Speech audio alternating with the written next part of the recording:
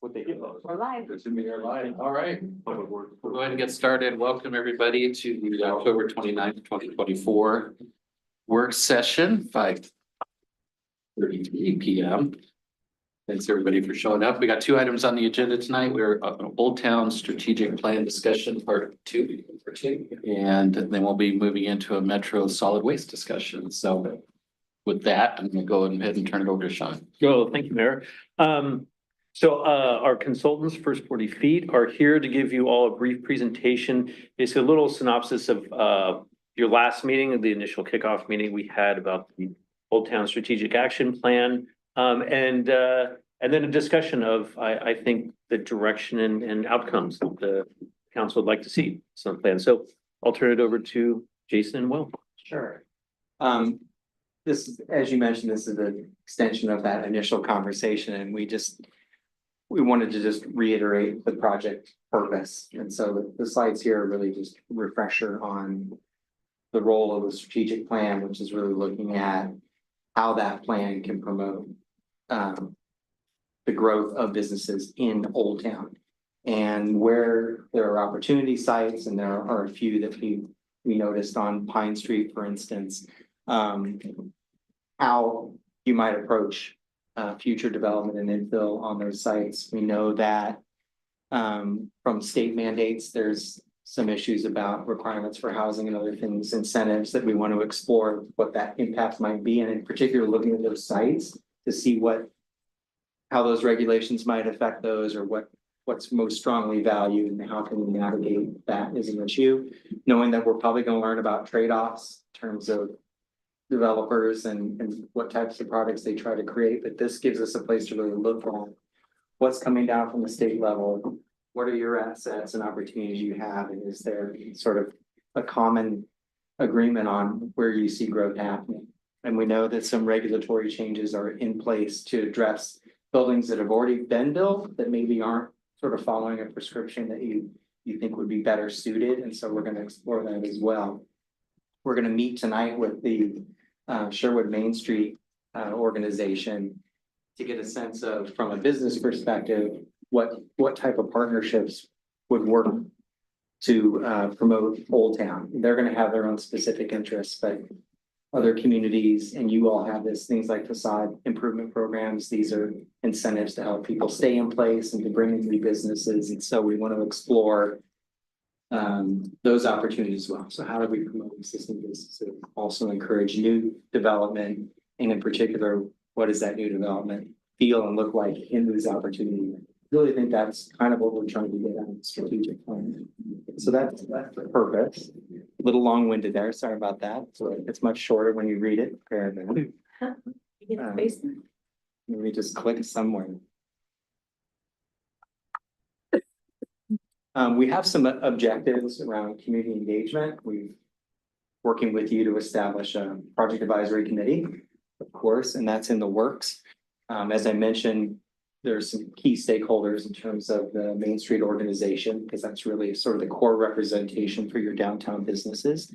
And through those conversations with project advisory committee, which tend to be broad focused, there's some council members on that. There's people influential in the community, and those are the kind of networks that you want together at the table because they have a pretty good understanding of the community.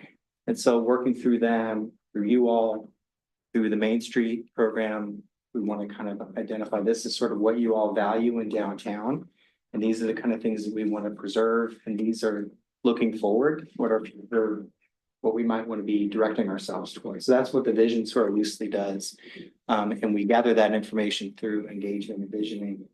As we explore regulatory opportunities or partnerships, we can then relay those back to those key core groups that we're working with. Again, the Project Advisory Committee, the Main Street organization, and this council. We haven't talked yet about if we have a larger open house to share sort of what we're learning, but I think we're going to roll that into and figure out how we present this outward to the rest of the community once we've vetted some stuff. As you can see, then there's some sort of key categories around economic development and business growth. I talked about some of those, whether they're incentives that the city can play a role as a partner. That could be land, that could be programs. what type of development do you want to see in the future? That's important to understand in that economic development and business growth. The Main Street model, the Main Street organization they're an organization that works at these 4 points, and economic development is one point that this project is intended to look at, like how the city can help economic development for that organization. For us, we're really excited about the strategic site development. So those vacant, underutilized properties, the public works yard, those are all strategic sites. And thinking about development of those areas, and then of course incentives and tools. What do you have in your toolkit to support the type of development you think is well suited for Old Town, and exploring that? And so the outcomes of the strategic plan will then touch on each of those. We'll be able to define the vision. We'll be able to look at where you think growth is happening, what that growth might be, and then what are the tools to maybe get you there. And we know you have a strategic site next to the Arts Center, and that may be, you know, a project to really dive into, because that's an asset you have, and it seems like there's some momentum in the gravel lot. What becomes of that? And so the action plan may have some more detail specific to that if you feel like that's the direction to go. So I think it was Dan who mentioned in our last meeting about how do we measure success? What is the... Dan always brings us back to center. I know, I appreciated that, Mike. So what we did is we just took a look at those main categories, the community engagement and visioning and economic development, you see those. And we sort of inserted what we think might be measurable from the outcomes of the strategic plan. And so I just put these up here as just part of discussion. And I thought Mayor or Sean, maybe you could sort of lead in with this group. Thinking about those 4 categories, what you think would be a measure of success, whether it's number of new businesses in downtown, number of businesses that are taking advantage of incentives, or any number of things. But this is really kind of the open part. Not exasperating our parking challenges. Sure. I love that parking problem. Yeah. No, it's maybe it's a good. Hey, there isn't one. Well, yeah, there's, I mean, today, I mean, as long as you're willing to walk a block and a half, we really don't have a parking problem. You know, outside of a major event or something like that. But if we start adding mixed use, a lot more folks living downtown, the current overlay doesn't require parking. So we have the potential to turn that into an okay situation into a really bad situation. So that's something I think we need to be tracking as we go through this. And yeah, so that means a reserve, an area that can take on the parking challenge.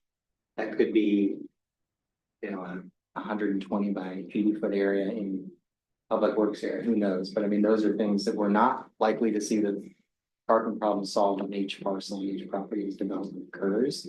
That most downtowns need a place for people to bring in a lot of those drivers, get them into some type of facility like a parking garage or something of that nature. So, and nothing is sacred. So as long as we're kind of trending toward our goals. So if we want to change right now, we don't have a parking requirement in the downtown overlay. If we need to change that, maybe by development type, you know, with, you know, obviously the hotels going in, you want parking, right? Those are all things we just need to consider. and consider multiple strategies, better efficiencies of what you have. Think about, don't try to build for peak, try to build for a reasonable amount of time, because events are a totally different story, and a little bit of inconvenience for a great event that brings a ton of people downtown is a good. So. So I don't see something here about usage or bodies, right? I don't necessarily want more businesses in Old Town. I want businesses that are bringing the citizens benefit by allowing them to come and participate, the discoverability kind of stuff that we talked about, where, you know, when you come to Old Town and you see kids playing at the fountain, walking down to Rainbow Market, picking up a treat, going, you know, people eating breakfast at Fat Milo's, or going into, like, when you see that happening with the bodies and the people, Like, that's what I say, you know what, I want more of that. It's not just, Any business. yeah, I don't want it to, you know, and by the way, we have a great, you know, tax accountant, we've got doctors, we've got, you know, hair salons and stuff like that that are great. It's just, you don't come here to discover that. That's not, you don't go, oh, that's what makes Sherwood special, right? And so there's gotta be a metric up here about the people that are bringing, that it's bringing. to Things that Old drive people to Old Town. Public life, yeah. Yeah, and so and again, so it's not just the number of businesses, right? That's not the metric I wanna measure necessarily. Would you say that falls under number one in the community engagement? Well, yeah, I definitely want them to engage in, you know, they're gonna say what we think, what they think that we should have in Old Town, you know, kind of regardless, but I also want it, like, in the end goal, when you said, how are we gonna feel like if we were successful or not?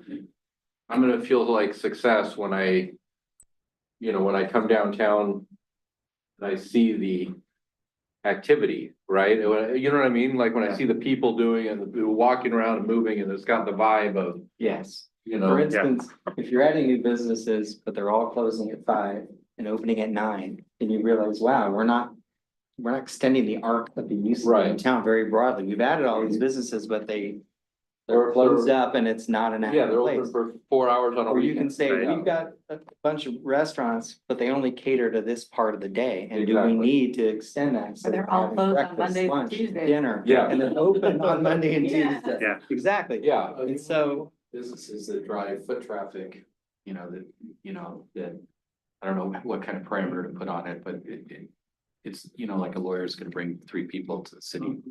Yeah. You know, in a day, you know, you want a restaurant that's gonna bring 100 people to the city in a day, right? and you know, a lawyer can be on the second floor. They don't have to be on the Activity ground drivers. floor. Yeah. Yeah. Activity drivers. Activity drivers, that's a great way to describe that. Mhm.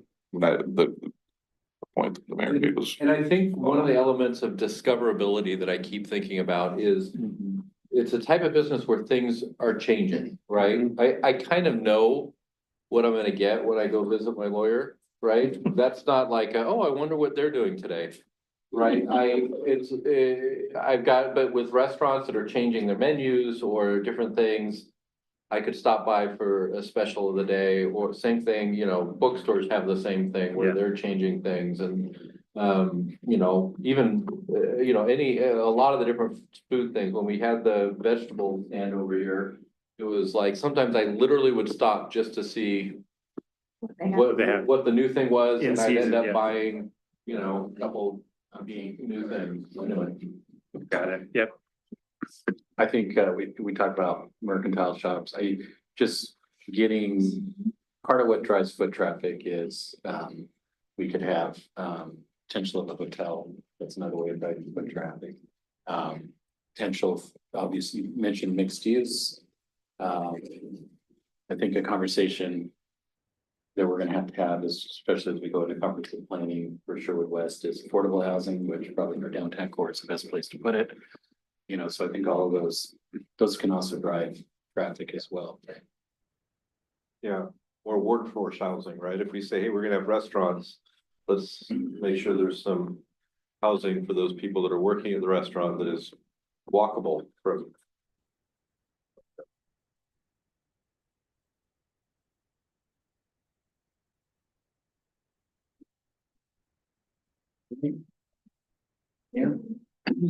It sounds like what I'm hearing is that foot traffic is the biggest thing that as a council we're wanting for this relook, like that's the main driver, is that true?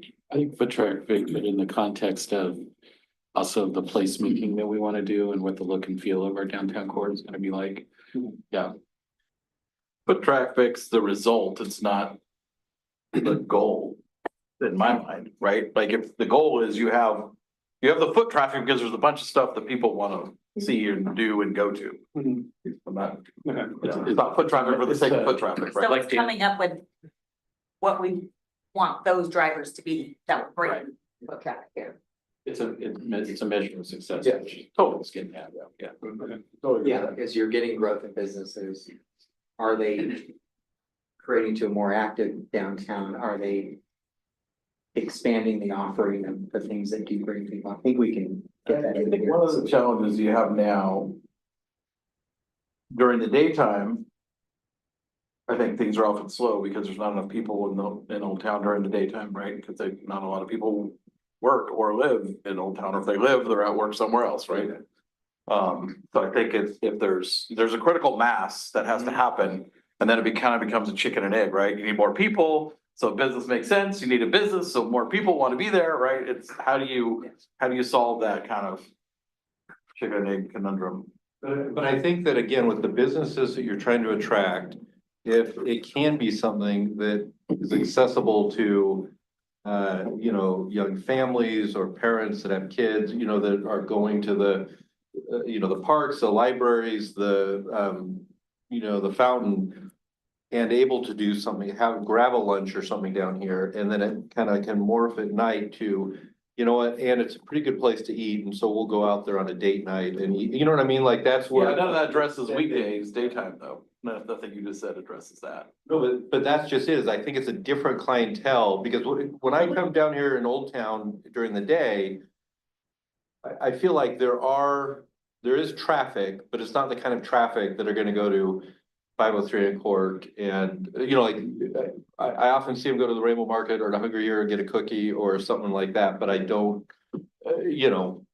They're not gonna take the kids and the car seats into Clancy. That's why a lot of the restaurants aren't open during Right. weekdays, because there's enough business. Right. Well, I think as part of the goals, like, and we don't want to focus on just the evening or just the day. Yeah. It needs to be a balance. Flexible. But we have balance. And as we talk to like Main Street and different community organizations, we should be making that clear as we generate those ideas. Yeah.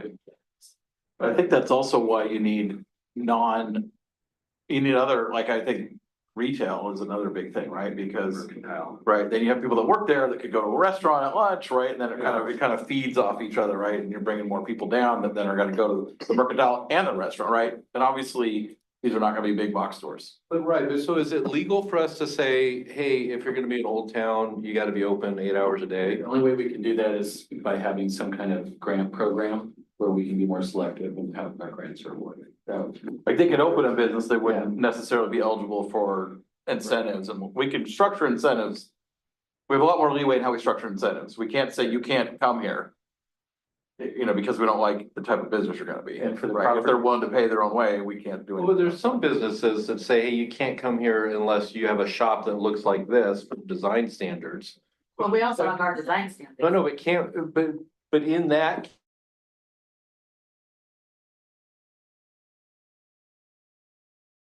I think that would be a challenge. But you can have design standards for sure, although we gotta keep in mind Salem continues to erode Take away at our those. ability to do that, like Senate Bill 1537, they took away our road standards for. But I think that's where the incentives come into play, right? Like, Yeah, and for our own properties that we own, which the Yes. 4 or 5 downtown, we have a lot of control, because Right. it can be part of the sales agreement. Yeah. But I mean, Doug, because I think that that's part of it, right, is if you have people working there, they're gonna have to buy lunch somewhere, so. and they're gonna go over to a different shop, you know, and they're on their break or after work or before So, work. so a number one, under cost effective incentives, it should be strategic cost effective incentives. Yeah.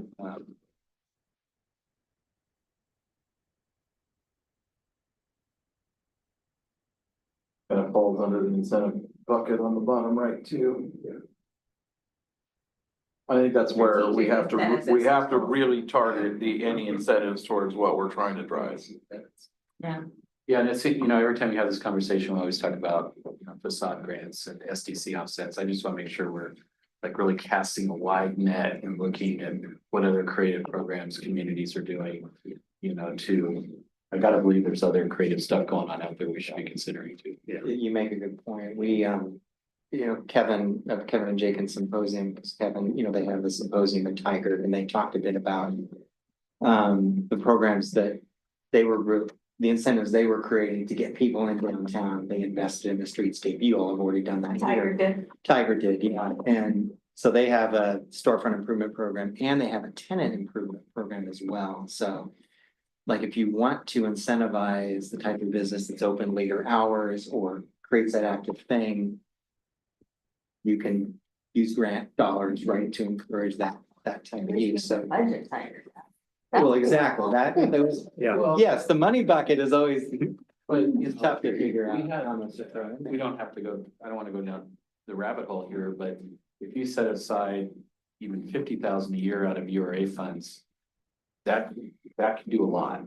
Yeah. Definitely. So we're gonna give you kind of we're gonna look at Tiger, we're gonna interview their economic development director, the head of their programs around storefront and TIs, and just come back and say, this is what they're doing is.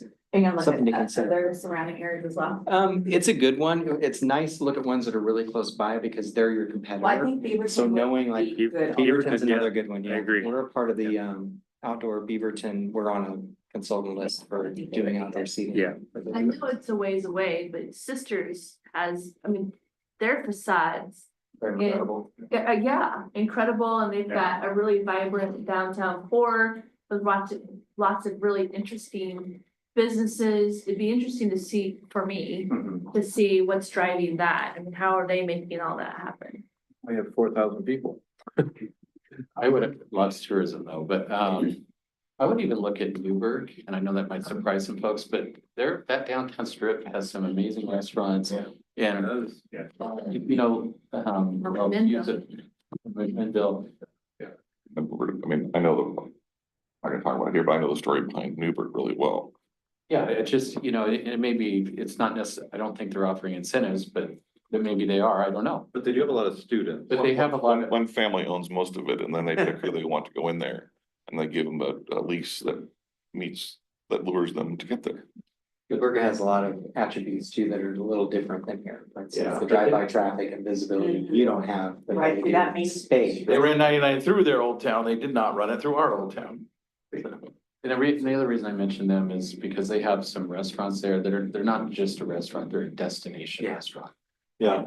Italian place is amazing. Yeah, just kind of thinking creatively about that stuff. One of the things I want to make sure is front and center on here under the regulatory changes. That we're really taking a look at the legislation that has come out of Salem and the potential. We already have a list of potential legislation for this next session, so how are we designing this to buffer? I think we talked Yeah. about that the last Yeah, first session. yeah, just want to make sure that that's a clear step, that we're paying attention to that.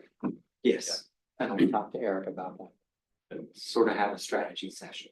So with the tenant improvement stuff, because one other thing that worries me is a little bit, when I walk around Old Town, I don't know really what goes on the second floor of most of the buildings in Old Town. You know, I mean, I think Keith, you were telling me there's some offices up someplace, you know, but again, to me, like in my mind, I'm thinking, oh, these are just, you know, storage closets or something. Like, I don't know that I've ever been in the second floor of any building in Old Town. And so is there wasted space there that we can utilize that is, you know, hey, if we gave tenant improvements, they could put a store up there? Is there more? Again, I don't know. I think the biggest waste of space is the one in between Hungry Heroes and businesses that are on the front facing. Huh? Like 503 and Court is there, and then you've got Hungry Hero, there's a space that's open. There's nothing. Like when you walk into, Uh-huh. and then you go into Humber Hill, that Oh, big yeah. foyer, and then there's stuff upstairs. Yeah, there's all kinds of, there are offices upstairs. Yeah, and all the mailboxes down there, but that's like a big There's some offices. foyer. I've been I've been upstairs many times. They used to be City Hall. I know, but I'm saying, have you been up there since it was City Hall though? Okay, all right. One of the. But I think the TI though is, I mean, we have landlords. You know, we can offer incentives, but they have to choose to take advantage of it. Yeah. I want to come back to something, I know it's probably my bugaboo, but, I feel really strongly that we have to make sure that we're not giving incentives and spending city dollars on properties that are suboptimally developed.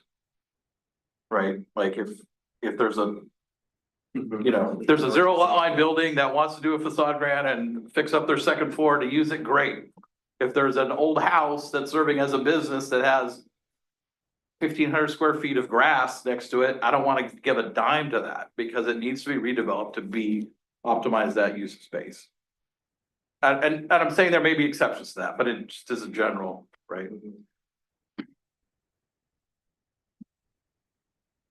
Sure, we leave plenty of time for our next set. Is there anything Well, else? and they gotta get over to Rebecca Lodge. And, you know, we can leave this with you, so I don't think this has to be the end all final. We can make some adjustments based on what we've heard today, and we're happy to just recirculate.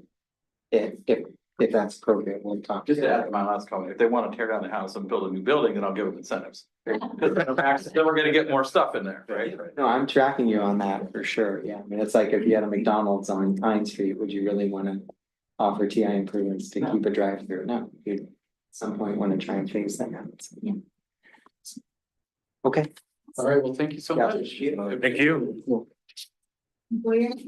Yeah, tonight. Yeah, we'll learn some, I'm already taking notes of questions I can ask those. Exactly. All right, we'll just take a quick 5-minute recess and we'll get started on our next session. You didn't take anything. No, I didn't offer it, we already.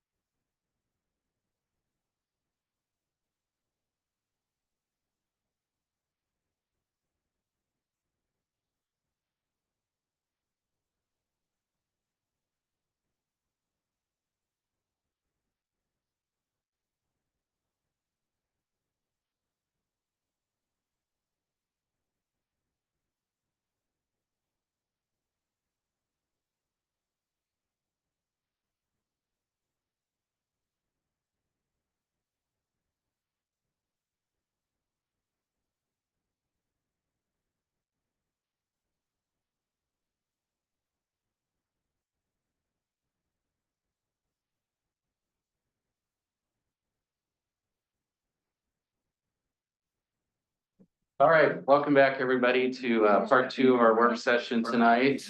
We're gonna go ahead and get started. We have Metro is here to join us tonight, so. Metro, yes. Everybody knows who Metro is, right? We don't have to have that explainer. Can you explain that concept to?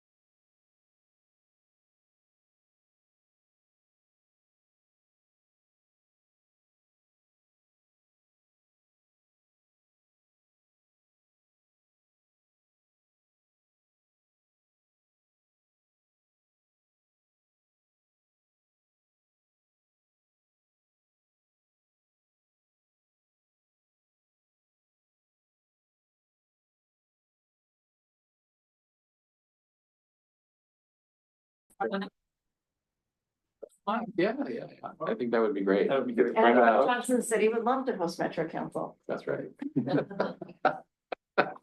That's a city? Uh-huh. There's some tiny ones. Durham, yeah, Durham's very tiny. River Grove. Yeah, but we do really appreciate you coming out. I know we sent you some questions at a time. Some of them were, might be some tough questions in there, but this is a great group. I think you'll find out. Very collaborative. We work together really well. And I would expect the same for this meeting. So, but with that said, let's go around and do some introductions real quick. Kristen, you want to start? Kristen Switzer, staff. Pretty Rouse Council. Dan Stankey, council. Keith Banks, council. Sebastian Tapia, staff. Lynn Peterson, Metro Council President. Marks McGuire, I'm Metro's Waste Prevention and Environmental Services Department Director. Garrett Rosenthal, Metro District Rep. Taylor Giles, City Council. Rick Sheldon, staff. Young Council President? And you know me. Tim was there. Is there anyone online?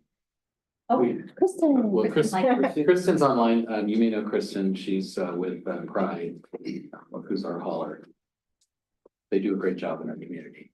And before we get going, I also just want to add one more thing. I have occasionally I get asked there's folks in the community that, how do I want to say this?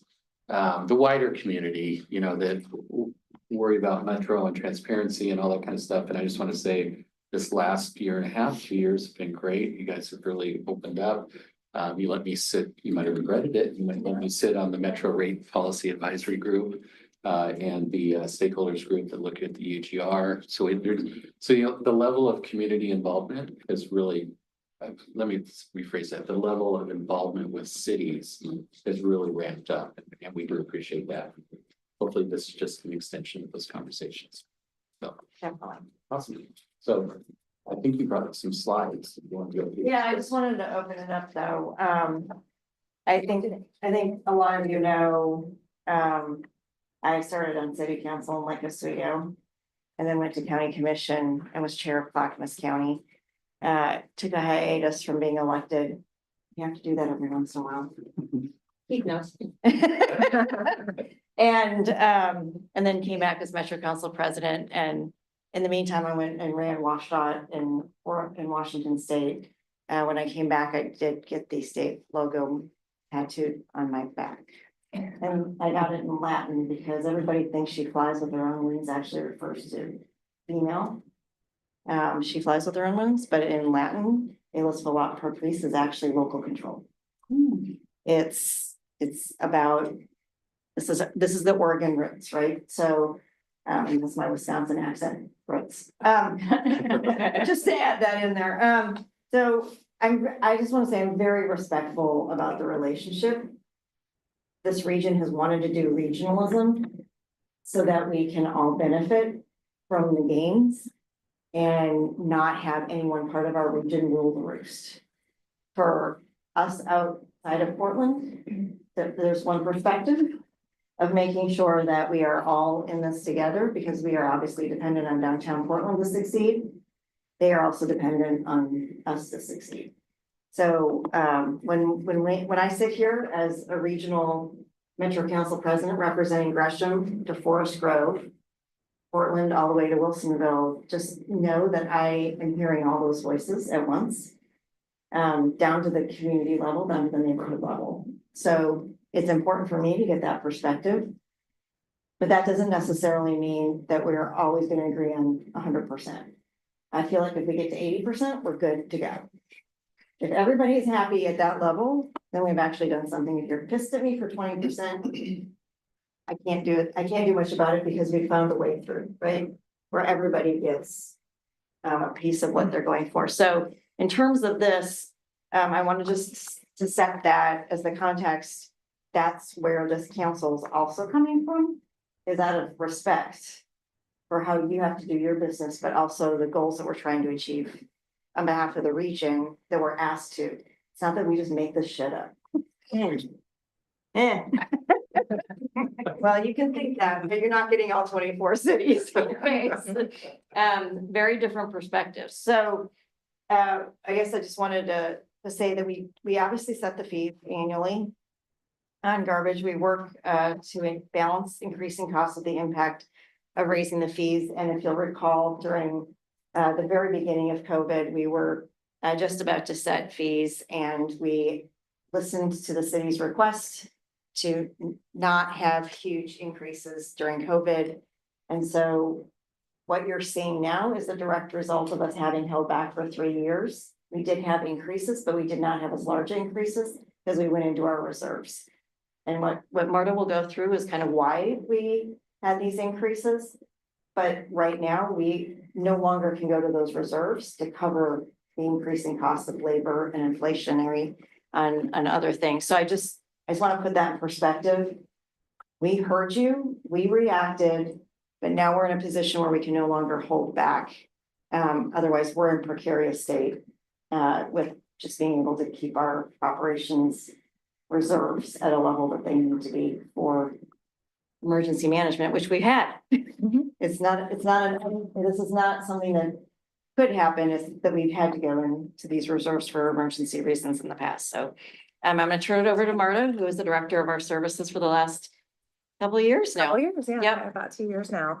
Well, first, I just want to again thank you for taking the time and space today to engage with us. For me, it's very nostalgic to be in Sherwood. Both my kids went to preschool at Cozy Cottage, and they're now 19 and 15. So I'm having a lot of feels walking around here and being here today. I also have a lot of appreciation for all of you. I served on the City of Wilsonville Planning Commission for 8 years prior to moving into this position, and so I know how much time and effort it takes in these positions to support your communities. So as President Peterson noted, the solid waste fees fund the programs and services out of waste prevention and environmental services. So I have a short slide deck for you to kind of walk through a little bit more background information on the fees and then where that money goes. And then we'll have a lot of time to have some questions and discussion, if that sounds well. And I think I'm running this myself, so let's see how I do.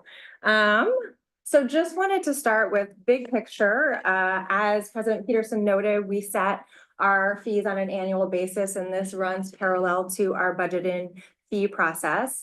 The fees are adopted through a 4-step process that are listed at the bottom of the screen there. And I have a detailed attachment that you may have received in advance. If not, I have a leave behind that I can give you today. Metro Council serves as the approval body for fee setting, and starting this year, the Regional Waste Advisory Committee will help provide input and advise council on the solid waste fees. So that is a change from past years that we can talk more about. Can I just say on that too? That's a big change and, As a result of your work on the task force. that was part of our recommendations is having better representation from cities in that process. So we do appreciate you guys doing that. And I do really appreciate hearing that you're feeling a difference. This slide just talks about what we did in the last year in terms of touch points, both with our council across the waste fee policy task force, in addition to holding roundtables with industry partners and community organizations, as well as local government partners, in addition to doing some review touch points with our regional waste advisory committee, but not to the depth that we'll be going through this year. I definitely see this as an area for improvement, and we're working hard to be out in spaces like this to do a better job in sharing out our information and budget and fees. I believe when you guys are making these decisions that Metro should be in the room and providing you more information around what are the changes in programs and services, what are the increases due to. And so if you want me to come back in the spring and when we're doing the fee setting, I'm more than happy to do that and have that conversation. So when we talk about fees, sometimes they're referred to as a singular and sometimes they're referred to as multiple fees. So I wanted to talk a little bit about that here. It's most often referred to as Metro's tipping fee, but that is actually referring to what commercial and the haulers pay when they are a customer of Metro's transfer stations. So there is a collection of fees that are imposed on solid waste that are listed here, fees that are paid at the Metro transfer stations by customers on the left side, and fees that are paid on every ton of garbage. The two fees that are relevant to waste prevention and environmental services, and I think Kristen touched on this a little bit at your work session earlier on October, is the regional system fee. So that pays for regional waste reduction programs like cleaning up of dumped lands, household hazardous waste collection, education programs that we have throughout the region to help meet state waste reduction requirements. And then the solid waste fee that funds the operation of our two transfer station. President Peterson mentioned a little bit around the history of our fee setting. So as you can see, fees from 2012 to 2020 increased at a rate below inflation on average, including 2 years when they actually decreased. And in 2020, we froze the fees for the decisions that we just talked about. And that required us to dip into our reserves. As a result, we've had to make more significant increases to rebuild our reserves and maintain our services. Going to and this is in that handout as well for future reference. So going to the adopted fees for this year, you can see the regional system fee that I mentioned, which is the third to bottom row, went up by 1%. And this was very much intentional. I became the department director. The first budget was 2 years ago, and we have worked really hard to be conservative around not doing any expansion or increases in our programs and services. Our focus has been maintaining and getting back to where we were before pre-COVID. And that's demonstrated here by the 1% increase in the regional system fee. The solid waste fee that I talked about, which is the cost to operate our two transfer stations, went up significantly. And that is because of the costs of transfer stations have fixed costs, primarily due to labor and equipment and fuel and just running that type of operations that we don't have control over. And that is where you see the larger increase where we moved to cost of service. This next slide just shows the graph that was at your work session that was walking through both Metro's cost increases in transfer and disposal, and then the cost increases for Metro. And so, I did want to know that in this, and I think you talked a little bit about this around Pride had similar increases during the same period that Metro did. And again, that is because of the costs of labor and fixed costs of operations. They run an amazing operation, but Kristen noted some of the increased costs around fire that we have to manage and insurance and the things that go along with running these type of operations, both the public and private sector have experienced. So this is just a summary and some of the presentations that I've had recently with city councils, that there's been inquiries around, well, what is the other private transfer stations charging? What are other city and county rates? So I included these just as a reference. There are 2 public transfer stations and there are 6 private transfer stations in the region. And here you can see the comparison of the rates. Some private transfer stations have the same rates as Metro and some do not. And some have additional fees that are different than the fees at Metro's transfer stations. I know there have also been calls to comparison both between Metro's transfer station operations and other public operations or private operations. It's simply just not a one-to-one comparison. There are different wages that are paid. There are different levels of service, hours of operation, and levels of recovery that happen at transfer stations that are directly tied to the cost of operating those transfer stations. Metro has made some intentional choices, particularly around wages and paying living wages, that has increased the cost of our operations. We also had a new contract come into place for our Metro Central transfer station, and a large portion of that contract was replacing 13-year-old equipment, and that had a significant cost impact to our operations. So just want to kind of name that more specifically. Yeah, Because that is talked about a lot. a lot. Especially the tonnage fees, when you look at, they're. Don't quote me on, it's like 30% cheaper, it's cheaper tonnage costs, like in Clark County, looking at some of the regions around this. I understand there's always apples to apples, there's even apples to apples between our local haulers and Metro's operations. But have you gone in and looked at what they're doing? It's worth like going out and studying, okay, why are they cheaper? What are they doing different? Maybe there is something, that we can learn from those organizations. Absolutely. I mean, we're always looking to be as efficient as we can, which is why we competitively bid our transportation operation contracts after every 5 to 7 years to ensure that we are getting the best value for our money. What we've heard the most consistently from our private transportation operations is don't compare us. We're not different. You're an orange and I'm a pineapple, was like a saying that we heard a lot in the last year, just because there are so many different layers of how those operations function that relate to how the cost. Do you own the land? What are you paying your workers? Are you doing recovery? How old is your equipment? What is that timeline on? There's just those different types of factors. The cheapest thing to do is to push items into the landfill. And we're looking at where we can increase opportunity for waste reduction as well as recovery in our operations. But I agree, we're always seeking to the value of efficiency and making sure that we're getting the best value to our dollar. I think that's critically important. And to that point, I mean, the sitting on the committee and being more engaged, but Metro Council has given direction to WPAS to slowly remove ourselves from the transfer station space. So Metro South on the commercial side. So Metro South, which is too small for having both operations, well, three or four separate things going on there. Is what's targeted now to slowly ratchet down in terms of tonnage going to that Metro Station South and spending more time on the public side on the reduce, reuse, recycle. Because there's no money. Where there's no way to make money off it, that's where the public, right? That's the public good. So trying to slightly change our mission over time. And what that means is that there's more tonnage for the private sector to allocate out. But it also means that we will be regulating rates then. That's the trade-off. As we remove ourselves, then we will be regulating rates. So we will have more oversight, which is also something that the mayors have asked us in the past, is that Metro actually do that rate regulation oversight that we do have the authority to do. But I think we're caught in the middle as both a competitor to the private sector and being a regulator. That didn't feel like a comfortable role to the council. So we're trying to clarify that role. Yeah, you're a regulator and operator, which you're regulating yourself, which is, That's you could argue that's conflict of interest, right? Yeah. We have the authority to regulate the private sector. We're not, yes. Yeah. But so it's a clarification of roles in order to, yes, be as fair as possible.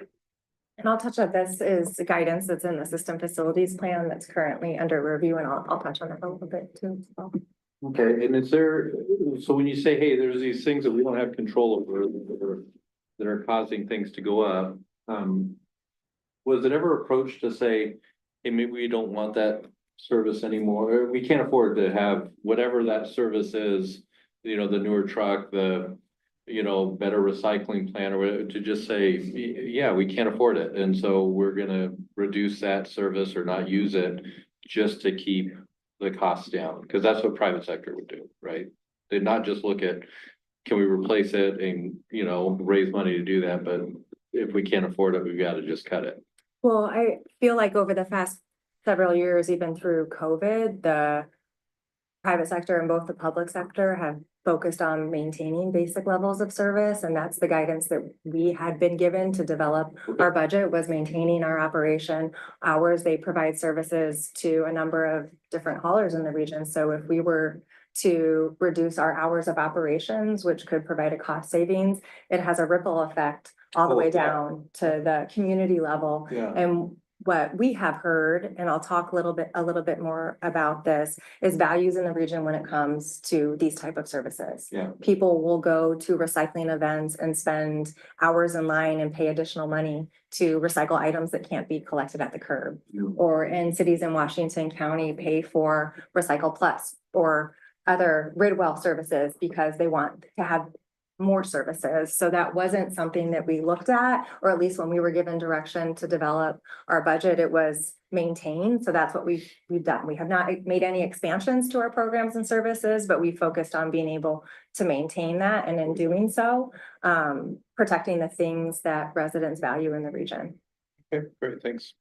I had a question. So I assume, labor is always the big one, the biggest line item in most budgets, So I was curious, like, since COVID to today, I was looking through budgets and it looked like 50 FTEs have been added in that 5 years. And that's a lot of people. I can't speak to each of those increases over time. We certainly have had additions of FTE over the last 5 years. I can speak to those that have occurred in the last 2 years, and I have the budget modifications for this last year, which was under 2 FTE, and the prior year to that was under 2 FTE. I know there was discussion at the October work session around the addition of 7 communication staff to our department, and that was not an addition, that was a reorganization that happened within Metro. We had a centralized communications department, and they moved those FTE into the external service line department, so there was no additional staff added. But in areas like the Innovation and Investment Grant Program, that was additional money and additional staff that was added in response to what we heard from cities and counties about additional investment into the recovery, composting, and waste reduction system. And some of that could be the regional illegal dump program. Yep, grid is went from- another great example. In COVID, I think you'll all recall, we had quite the mess. Just a little bit. And Yeah. our regional illegal dump program had been based on incarcerated labor. And obviously, they were not let out so we had basically 1 crew operating where we had 4. And so we actually switched it to a workforce development program and grew it to 6 teams. So that is probably where you're seeing the increase. And that was partially funded from the $10 million that we got from Governor Brown to clean up the region. That went out to a lot of other partners as well, but we got some of that and committed to keeping the region looking good for economic development reasons, honestly, right? We want people to come back to our region and we want them to spend money. So it's a big part of what we've been doing during COVID. So that might be some of the growth. And did you keep it that way instead of going back to the old model of the? We're not going back to incarcerated labor. We currently have partnerships with Insight Alliance and Rapid Response as a part of a workforce development program that serve as our partnership crews. And so that is part of a larger program that we have that dual goals of both having the opportunity to clean up public lands, but then also provide job opportunities for individuals that face barriers. And that could definitely be, 6 crews of however many people over that many years. Yeah, and what's the ballot measure that was passed, because we got rid of that archaic provision in our constitution about slavery. That's right. And that did impact the ability of incarcerated individuals to work for nothing. I was trying to remember on the back of my head, what was that? What was that? Yeah. It was a big conversation. But it's also a values thing of, I think we've all learned that to give somebody an opportunity coming out of right? And get back on their feet, rather than having the cheap labor. I'm almost done. Sorry. No, it's good. No, so this was another request that I've gotten when I've been in city councils, and I don't have Sherwood's up here, but you might know yours, it's under development. But just to give you a sense of the rates for other cities and counties, and also just to acknowledge the relationship on fee and rate setting. Metro sets solid waste fees at the regional level. Local government set curbside collection rates. So each city and county has their own independent rate setting process, and you all do it differently. Some are retrospective, some is annually, some is not. It really varies in how you establish your service levels, your franchise fees, and your administrative costs. Many, like Washington County has 9 haulers, so they do a composite rate looking across many different haulers. You have one.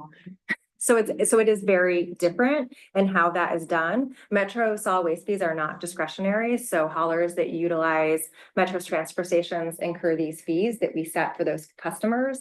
And then for the regional system fee, that's charged on every ton of garbage.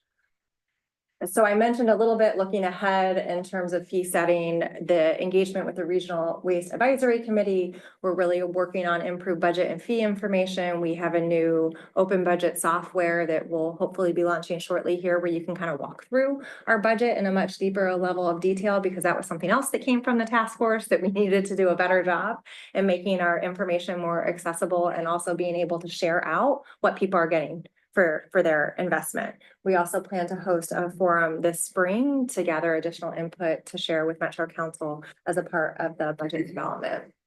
And then the last couple of slides are just where the money goes. So we collect all this money, what happens to it? And so I mentioned that these fees fund the Waste Prevention and Environmental Service Department. You can see our mission up here, which is really focused on protecting people in the environment.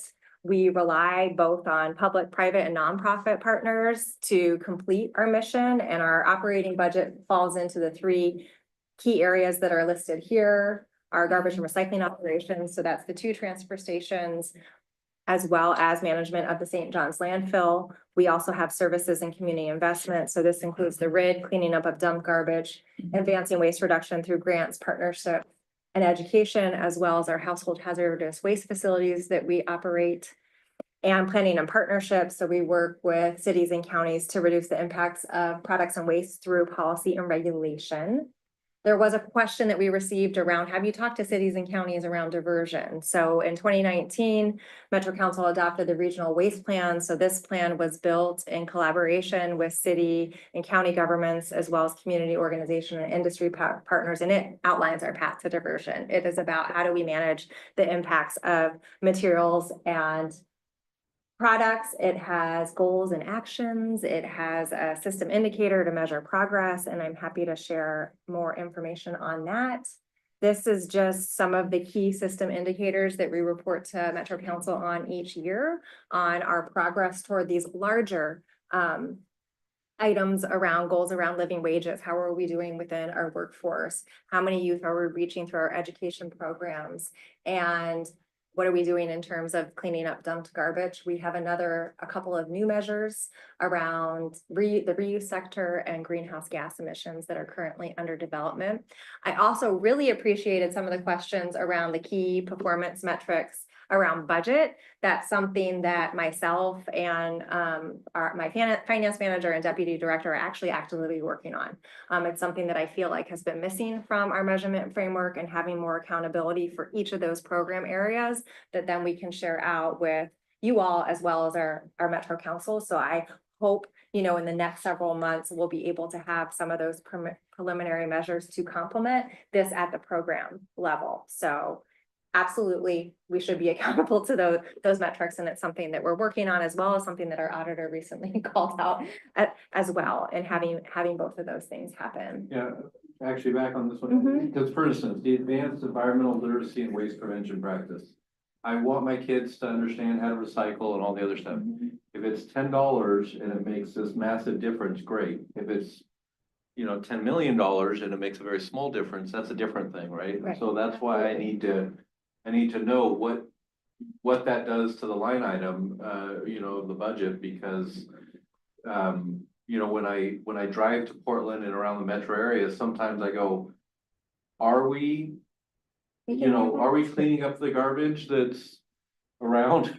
Because sometimes you see it and you just go, how did this happen? You know, this wasn't what Portland looked like 10 years ago. And so, and I know Metro is only a part of that, but I just, it has to feel like, Absolutely. like it's Absolutely. You're clean, making- regardless of whether or not the numbers say that we're doing a better job at, you know, this kind of stuff.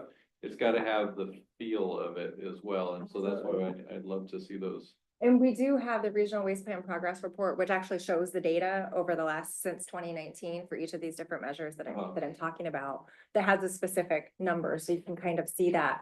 With regards to youth reach, the Department of Environmental Quality has state requirements that every city and county must meet in terms of environmental literacy. Metro provides that regional programming that students in your jurisdiction. Outdoor School is a program that they attend that is funded by Metro. Metro helps you meet that requirement. We actually exceeded the target with the number of students reached specifically in the city of Sherwood. So, let me restate. So we just funded your Outdoor school. mandate. Okay. You're welcome. No, but outdoor school is funded by Metro, by the regional system fee, Check. yeah. the regional system fee. Okay, I didn't know that. Maybe we could have better titles. That's something that we've been talking about, our names Yeah. of fees, because the regional system fee is really about regional waste reduction programs.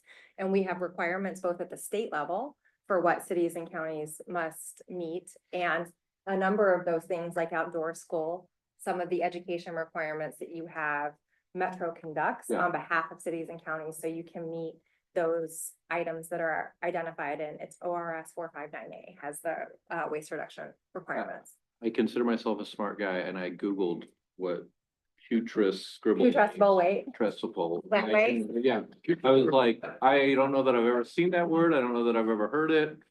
Just So, yeah. wet waste garbage. It's like. a Well, no, fancy word I for get it garbage. now, but like, you may wanna look at some of these words because Of in the garbage lexicon. industry, you may not. What is it again, Counselor? Rotting, it says, it is organic matter that is capable of decaying or rotting, often producing a foul odor which It's a decomposes. household business. It's garbage, what we refer to as garbage. Putress, how do you say? Putrescible. Putrescible.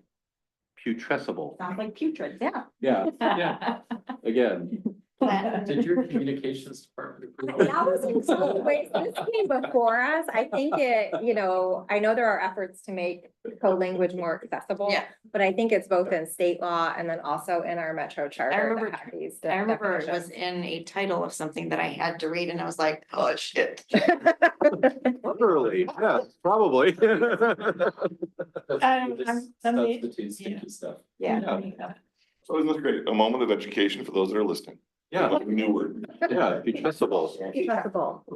I know we have a lot of jargon, unfortunately, in this field. So this is just an overview at a high level of our operating budget. So you can see the materials and services is the largest portion of our budget, followed by personnel. In addition to our operating budget, we also have our capital improvements plan. So those are our infrastructure improvements that we do primarily at the transfer stations.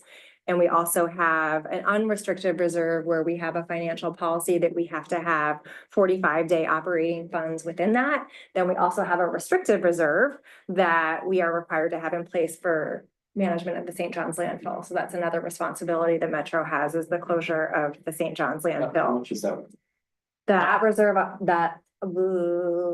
want to say like 10 or 12 million, but don't quote me on that. I would rather reference my finance manager.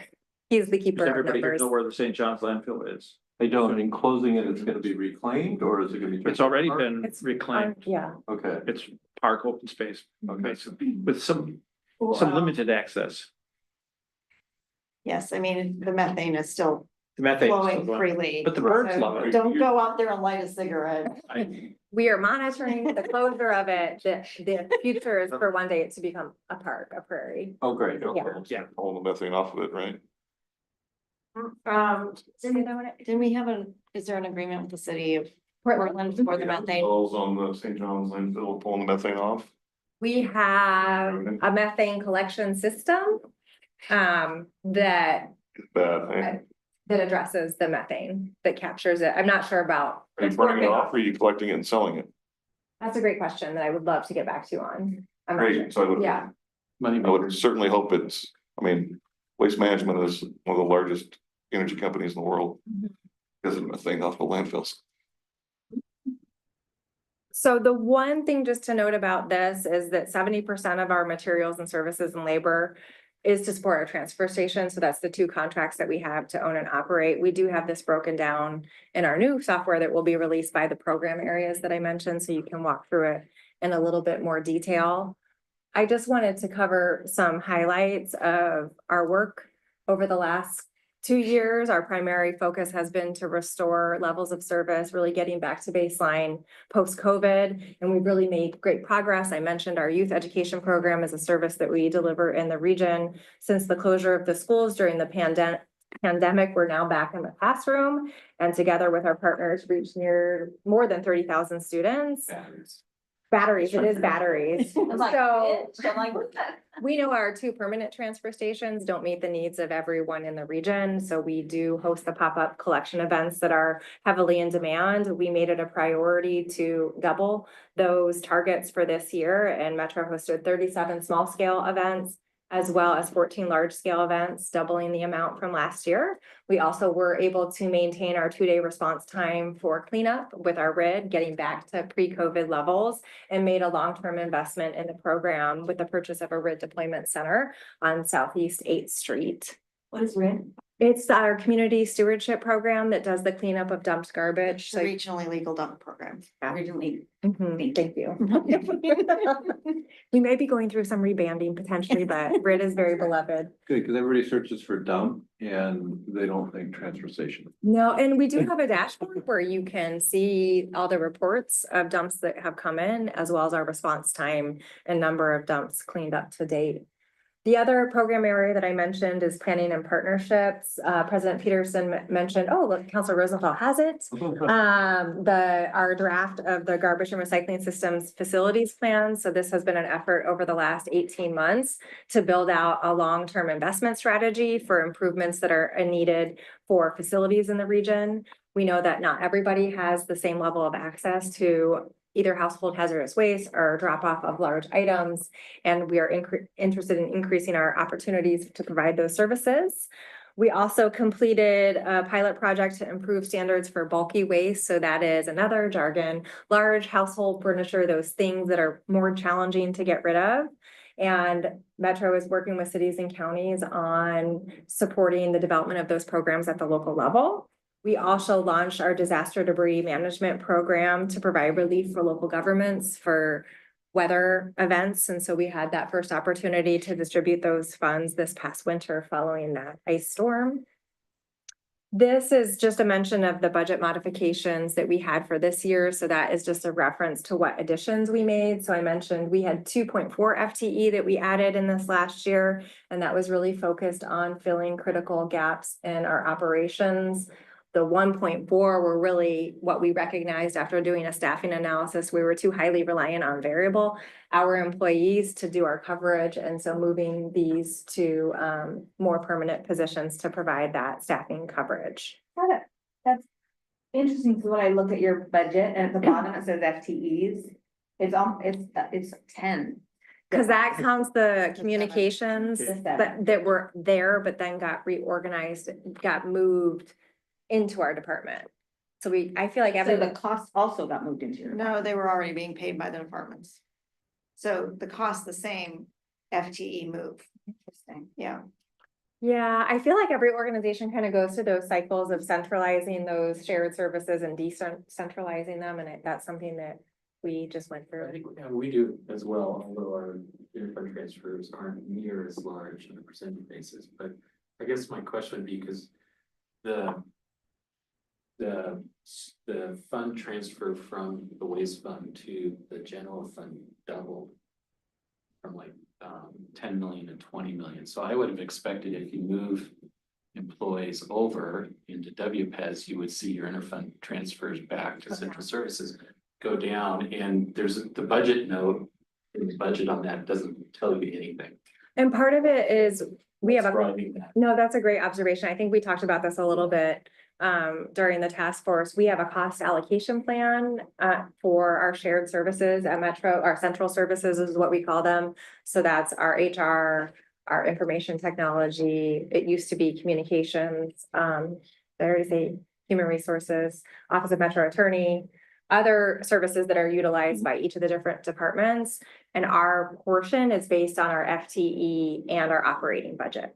And that makes sense. I mean, we have the same, we do that as well. What was just shocking to me is how it was kind of stayed steady, 6 million, 7 million, And 9 then million, jumped. 10 million, and then 2 years later, 20 million. So what happened was the zoo and all of our event venues fell off a cliff during COVID. So they completely cut their They were FTE, shut down. completely dropped their operating budget. So WPES had to carry a lot, believe me, it was much harder when we got hit with the increased cap because had less cuts that we had to make relative to like the zoo literally shut down. So in theory, then we should We should see see it that go go down as the zoo. That's the back normal whole- operation. So That's, that's the best answer I've heard yet, but what you're saying though is WPES is funding other operations. well, to No, be it's fair, It was their portion of what was left. It wasn't The the percentage percentage spread it out over the zoo, increase. because the zoo wasn't there, so they. Yeah, because there's, if you go. so it should go up, like as the zoo increases their FTE, as the This should zoo go down. increases, yeah, this should go down, Yeah, sorry. yeah. This should go down as the other venues and operations Yeah. restore, our share should get lower.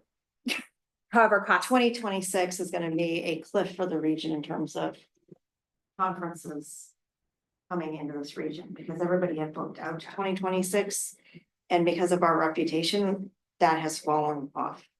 So Yeah, that's fair, yeah. this may go down a little bit, but I would not expect that we are full operations in the region for all of the venues because of that. Yeah, because there's, It's a delayed response. if you get into the GASB standards, there's basically 2 different ways you can do that allocation. You do it based on, okay, I actually worked on this project and did this many Right. hours. Right. That's how we do it as a city, but what you're saying is here's only cost for central services and you're dividing it up based on head count. It's based on operating budget and FTE is the general formula. So our finance department would be the better suited to speak to it, but that's the general methodology around that allocation plan. And for WPES, it amounts to about 20% of our budget, which is reasonable relative if you think about administrative costs, HR, attorney, around there, all of those things that you rely on to make your operation run. Yeah, it's about 100,000 an employee. I did the math.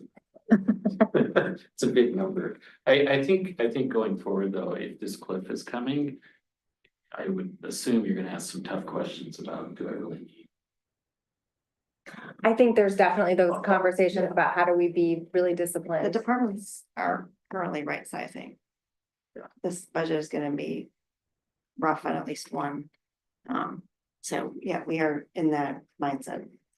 And I mean as we go into the budget cycle this year, I'm maintaining that mindset of being very conservative around any increases because we recognize the sensitivities that are happening at the local level. The system facilities plan does require more investment, but we do have the opportunity to Right. pay for this and we right size it and also pay for it with bonds that are paid out over 20 years to be able to spread the costs out and to be able to do that in a predictable way. But this is a lot less than what we had planned on in the 2019 Yeah. adopted plan, which Yeah. had brand new transfer stations. Yep. Very large. The Taj Mahal.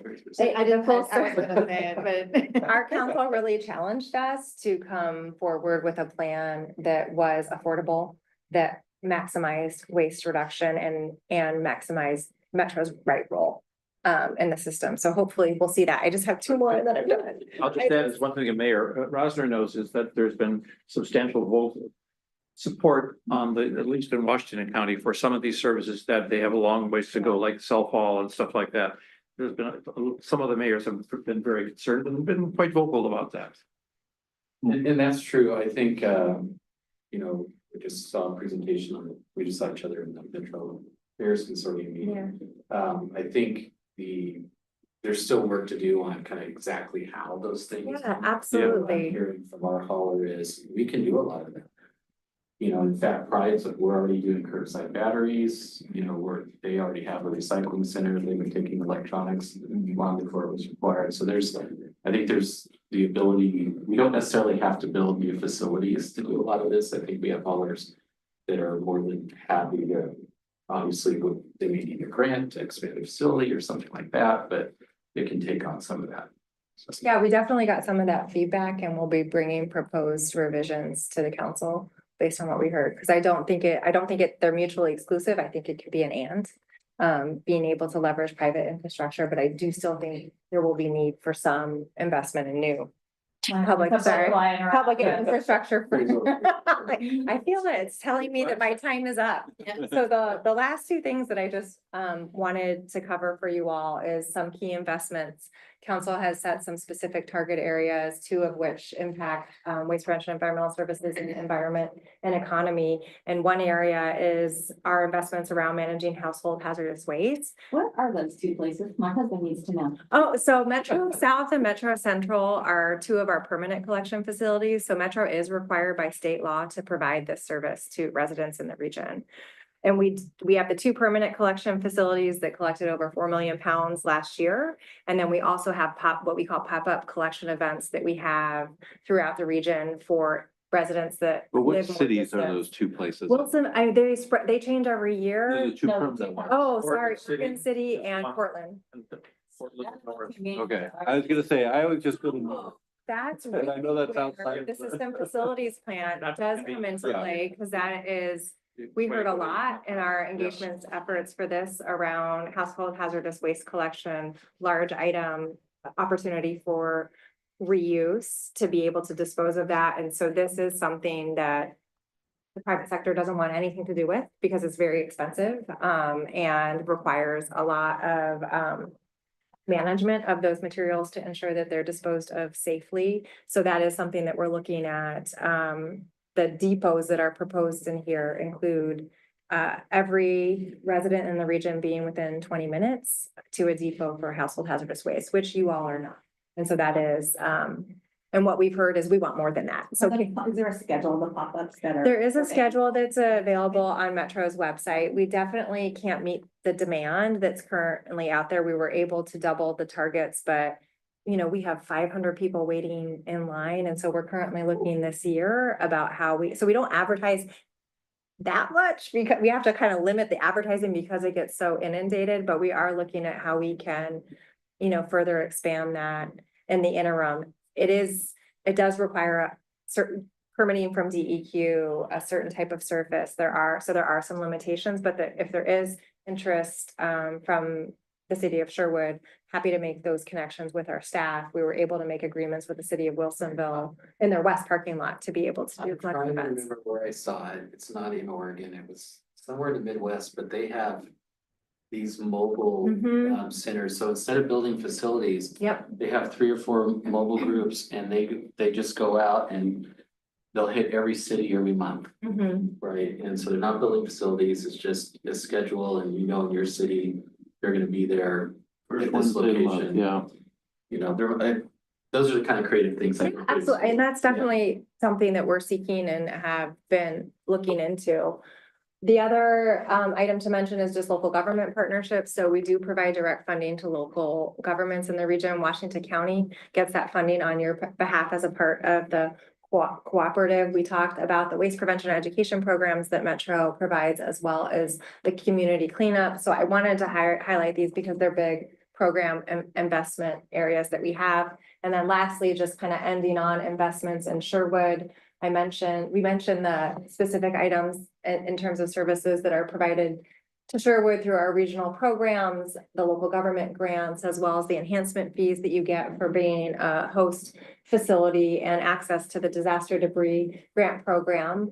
And then being a part of the Washington County Cooperative, we do meet with them monthly. Part of that is they plan with Metro, but they also provide a lot of education and direct technical assistance on behalf of Sherwood to residents in your region in terms of receiving that money.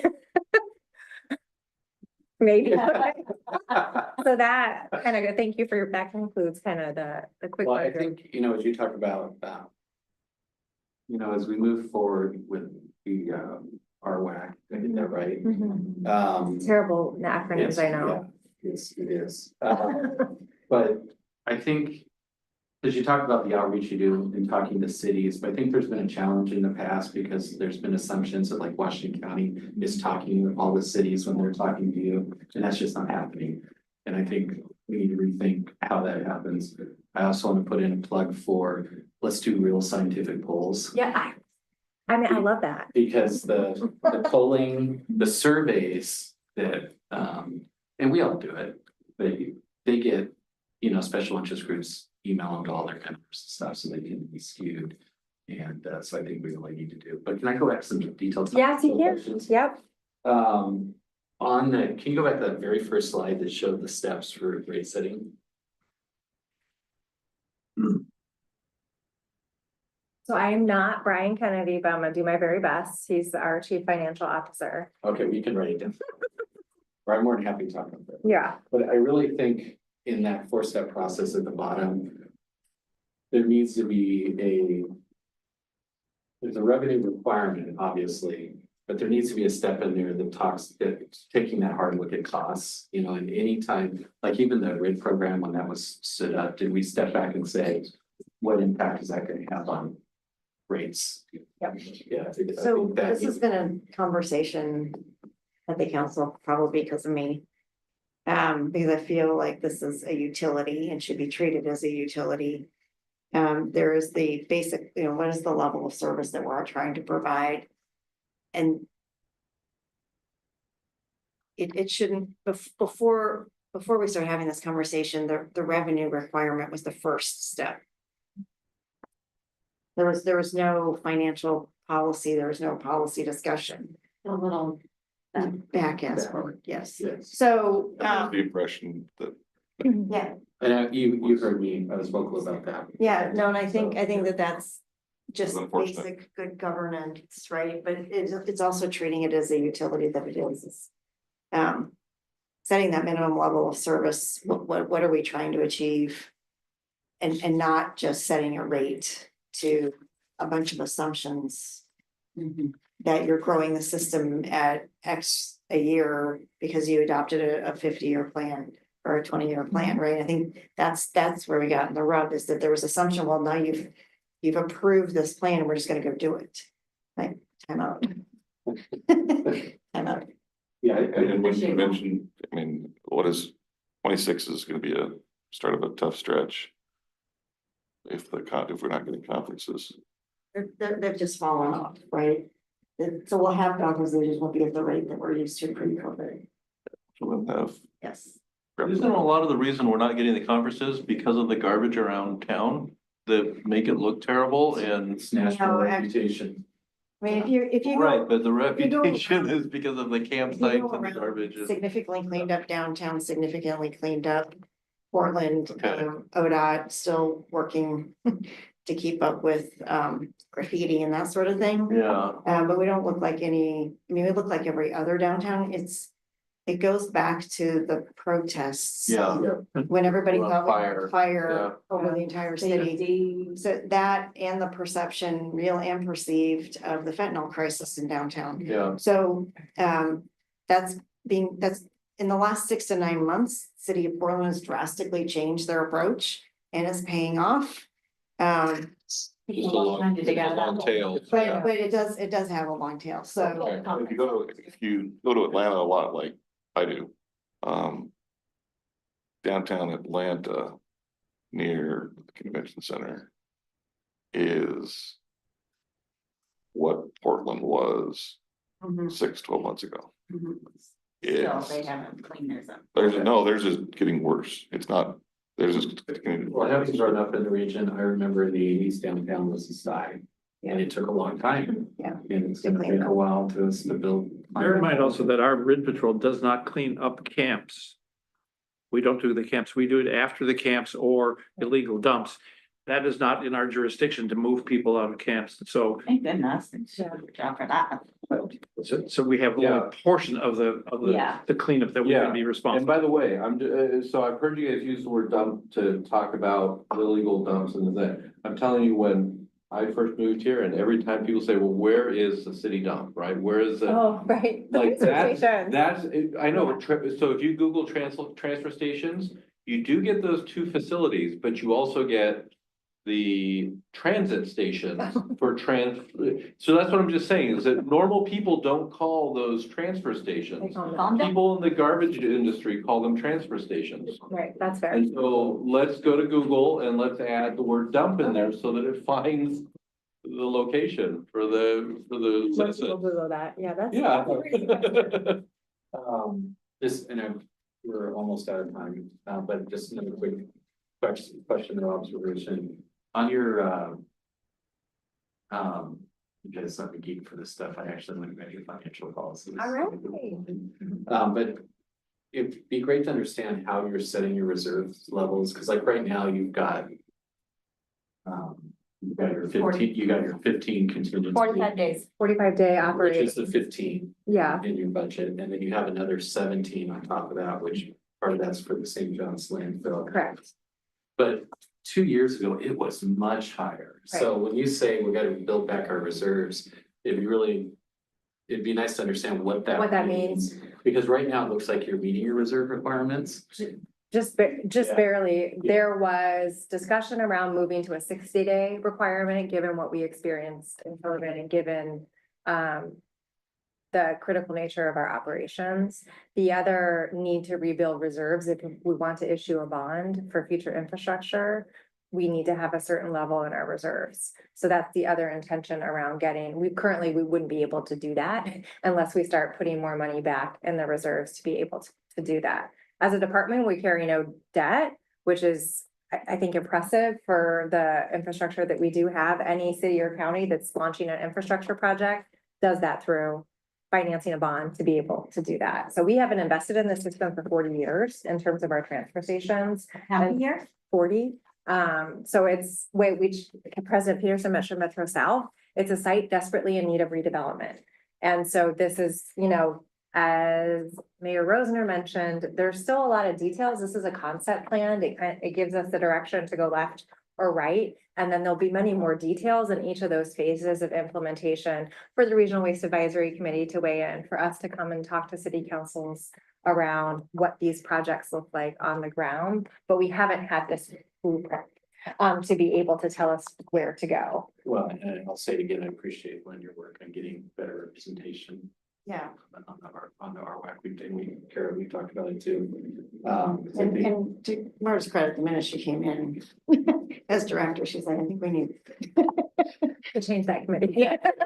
Because I think it's really important because you're making these decisions at the local level. You need to have influence over it at the regional. And you've heard Steve Calloway say it, Mayor of Hillsborough, I think there's a perception that Metro Council doesn't have any skin in the game when it comes to raising the rates. I'm just telling you the perception because we're the ones that get the call from our our Absolutely. citizens. I've to raise our rates, so, been here. I've done that. yeah, no, I don't. So I feel like I have no skin left, that I don't need that skin, there's just no skin. And that's how transparent I am. But I appreciate that. I was gonna say, this is I'm ending my 8th year on council, and it's over the last year or two that I've seen like Metro willing to engage and have these kind of conversations and come to a meeting. So we appreciate it. I appreciate it. Yeah, well, and it's, as I said early on, that I think it was either you or maybe it was Catherine. I said, transparency is the first step, and true collaboration during the formative stage is the next step. So I'm hoping with our WAC, that's where we're heading. so just in conversations with some of the mayors over the last week, just talking about this topic, just checking in. And what I'm getting from most of them is, yes, we want to work with you collaboratively on this issue, but we want to do waste reduction. And I just keep pushing that back to the RWAC because that means that the entire system, right? If that is the goal and it's Metro Council's goal is waste reduction, if it's your goal as well, then we need to bring those combined efforts to the table to figure out roles and responsibilities. Because there is a market side of this. There's the carrot and the stick, Well, right? my answer to that would be, wait, it's great, but let's understand the ROI, let's understand the impact on consumer rates, and let's ask Yeah. our communities, not just the special interest groups, but do the polling to find out, is this something Yeah, you're willing to pay for? yeah, no, 100%, but I think it's a conversation as a regional system. We are one cog in the wheel, you are another cog. And we just have to make it start to sync up, right? And have joint goals that we're working on together, so. For that, thank you. If there's Thank you. Oh, thank you for coming out, we really And I appreciate it. I also want to put on the table, thank you to your mayor, because you've been an amazing partner. In working through all of these issues. And asking all the right questions at the right time. Thank you. He's good at that. Yeah, A lot of things going, yeah, so, thanks for coming. Thank you for your time. Thank you. thank you, everyone. Have a good evening. You're welcome to stay for our council meeting. Are we adjourning the? Probably pass on. Oh, we are adjourned for the work session. 5 minutes, we'll start our regular meeting. Thank you for coming. Yeah, oh, is this? Great. You doing?